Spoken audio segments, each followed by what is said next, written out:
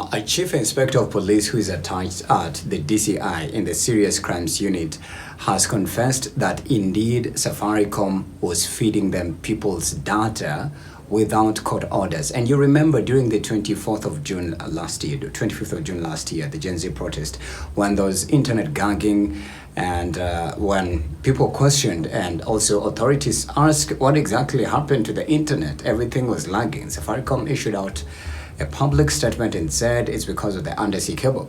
But then they were busted in the act.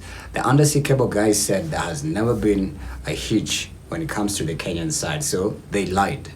But then, when it came to people being picked from their homes, especially those Gen Zs, the youth, literally anyone who was vocal on social media about what this government was doing, they were handpicked by DCI officials. And we saw Rigathi Gachagua, Martha Karua, and even Kalonzo Musyoka, who came out to say that there was a squad called the 101 Killer Squad, and it was operating under the NIS service, and it was allegedly run by Nudin Haji. And also, I remember that was the interview that Rigathi did with Citizen TV. It was a live press briefing before he fled the USA for that, overseas media tour that he ended instantly. And he said it organizes a militia service.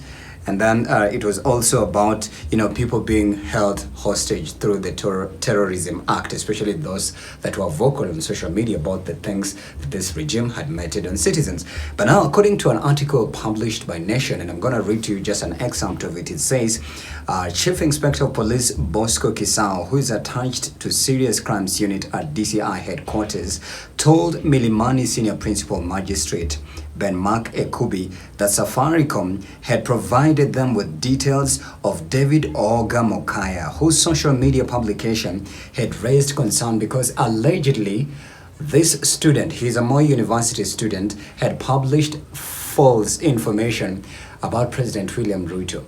And we know very well, when it comes to back-end data, for it to be delivered or procured or to be handed over to a second party or a third party, there must be a court order. I remember when my dad died, and I think I had one of my lines that I had registered with this ID, and I wanted to actually transfer. There was some money in my line that I had to transfer to a number that I had registered with my own ID.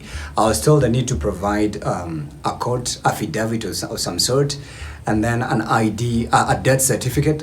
And I tried to contact the people who were in charge of the death certificate. They didn't. So I ended up losing the number with the money. And I remember calling Safaricom and they told me your line had a lot of money. So I never managed to access it because I couldn't. And I couldn't even prove that that was my dad. So if they couldn't even allow me to have my own line registered with my own dad's ID, but here they are giving your information secretly without your permission to, an investigative service, that's illegal. And I think now this has confirmed, because I remember Peter Ndegwa, he was interviewed by Yvonne Okwara. They've repeatedly asked him, what is it about people's data? There's even a TikToker who said online, why is it there's a police post at a Safari? So many bizarre and ridiculous things. It reminds me of that story of not yet Uhuru.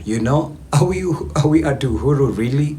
Because when it comes to people's data and such a big entity, a giant telco like Safaricom, I believe they should be upholding the highest and the greatest standards of professionalism. If you have, but anyways, somebody said the president has the biggest shares in Safaricom. They're best friends with Peter Ndegwa. So, once again, like I said in the previous video, the president wins because he has a hold and power and access literally to almost every entity. So, not here to Uhuru. That's all I gotta say. What do you make of this? This is ridiculous, wild, and just insane.